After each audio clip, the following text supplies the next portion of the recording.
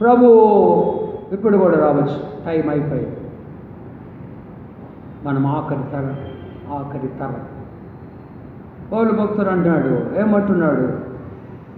మీ ఆత్మ శరీరము, మీ ఆత్మ జీవము శరీరం మన ప్రభువైన యేసుక్రీస్తు రాకడయందు నిందారహితముగా ఉండాలా, సంపూర్ణముగా ఉండాలా.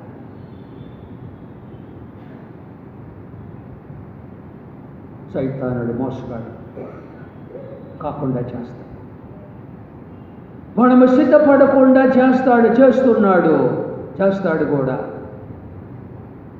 యోహాను భక్తుడు అన్నాడు, దేవుడు రాజ్యము సమీపించింది, మారు మనసు పొందాలా, మార్పు రావాలా మన జీవితంలో. యేసు ప్రభు కూడా దేవుని రాజ్యము సమీపించింది, మారు మనసు పొందండి. యేసు ప్రభు కూడా అదే ప్రసంగము. ఎందుకంటే వారి ప్రసంగములు పరిశుద్ధాత్మ ప్రసంగములు.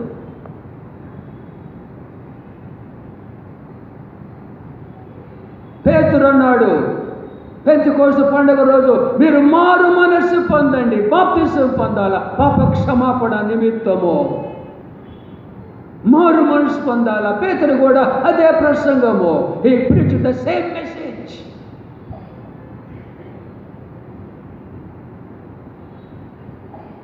యోహాను భక్తుడు కూడా మన పాపములు మనం ఒప్పుకొనిన ఎడల ఆయన నమ్మదగిన వాడు, నీతిమంతుడు కనుక ఆయన మన పాపములు క్షమించి సమస్త దుర్నీతి నుండి మనలను పవిత్రులుగా చేస్తాడు అన్నాడు యోహాను భక్తుడు.